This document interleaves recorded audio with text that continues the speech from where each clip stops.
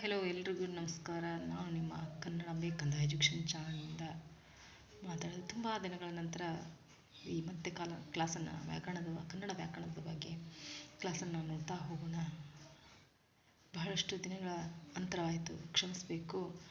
ಕಳೆದ ಒಂದು ತರಗತಿಯಲ್ಲಿ ನಾವು ತದ್ದಿತಾಂತಗಳ ಬಗ್ಗೆ ನೋಡ್ತಾ ಬಂದೆವು. ಈ ಒಂದು ತರಗತಿಯಲ್ಲಿ ಅದರ ತದ್ದಿತಾಂತದ ಪ್ರಕಾರದಲ್ಲಿ ಮೊದಲನೇದಂಥ ತದ್ದಿತಾಂತ ನಾಮದ ಬಗ್ಗೆ ತಿಳಿದುಕೊಂಡೆವು.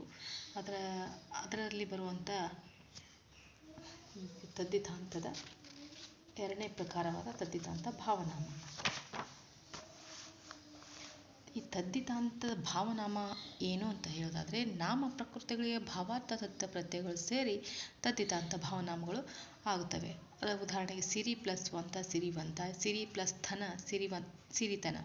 ಈ ಥನ, ಈಕೆ, ಪೂವು, ಮೇ ಅನ್ನುವಂಥದ್ದು ಇವು ಭಾವನಾಮಗಳು, ತದ್ದಿತಾಂತ ಭಾವನಾಮಗಳು. ಆ ಉದಾಹರಣೆಯನ್ನು ನೋಡೋದಾದರೆ ಸಿರಿತನ, ಬಡತನ, ಗೌಡಿಕೆ, ತಳವಾರಿಕೆ, ಕುಂಬಾರಿಕೆ, ಚಮ್ಮಾರಿಕೆ, ಹೊಳಪು, ಬಿಳುಪು, ತಂಪು, ಇಂಪು, ಕುರುಡು, ಕುಂಟ, ಬರಡು, ತೊದಲು, ಮೇ, ಜಾಣ್ಮೆ, ಗರಿಮೆ, ಹಿರಿಮೆ, ಪರ್ಮೆ. ಇವೇನು ತದ್ದಿತಾಂತ ಭಾವನಾಮ. ತದ್ದಿತಾಂತಾವ್ಯಯ ಅಂದ್ರೇನು? ತದ್ದಿತಾಂತಾವ್ಯಯ ಅಂತ ಹೇಳಿದರೆ, ಸಾಮಾನ್ಯವಾಗಿ ಷಷ್ಠಿ ವಿಭಕ್ತಂತೆ ನಾಮಪದಗಳ ಮುಂದೆ ಅಂತ, ಹಾಗೆ, ಓಲ್, ಗೋಸ್ಕರ, ವರೆಗೆ, ತನಕ, ಮಟ್ಟಿಗೆ, ಸಲುವಾಗಿ ಇತ್ಯಾದಿ ತದ್ದಿತ ಪ್ರತ್ಯಯಗಳು ಸೇರಿ ತದ್ದಿತಾಂತಾವ್ಯಯಗಳ ಎನಿಸ್ತವೆ. ಉದಾಹರಣೆಯನ್ನು ಅಂತೆ, ರಾಮನಂತೆ, ರಾಮನ ಹಾಗೆ, ರಾಮನಿಗೋಸ್ಕರ, ರಾಮನ ಓಲ್ ಅನ್ನುವಂಥದ್ದು ಅವ್ಯಯಗಳು.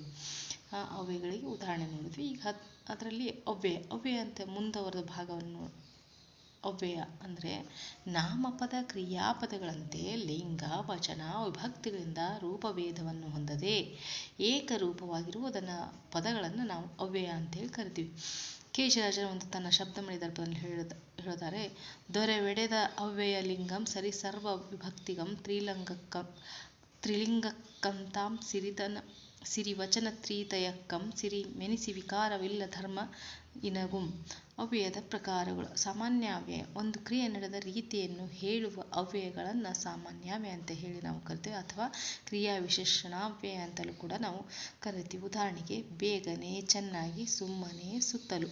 ಆ ಅವ್ಯಯ ಪ್ರಕಾರದಲ್ಲಿ 8 ಪ್ರಕಾರ ನೋಡ್ತೀವಿ. ಅದರಲ್ಲಿ ಸಾಮಾನ್ಯಾವ್ಯಯ ಆಯಿತು. ಈಗ ಎರಡನೇದು ಅನುಕರಣಾವ್ಯಯ. ಅನುಕರಣ ಅಂದರೆ ಕೆಲವು ಅರ್ಥವಿಲ್ಲದ ಧ್ವನಿ ವಿಶೇಷಗಳನ್ನು ತಾನು ಕೇಳಿದಂತೆ ಪುನಃ ಅನುಕರಣೆ ಮಾಡಿ ಹೇಳುವ ಪದಗಳನ್ನು ಅನುಕರಣಾವ್ಯಯ ಅಂತೇಳಿ ನಾವು ಕರಿತೀವಿ.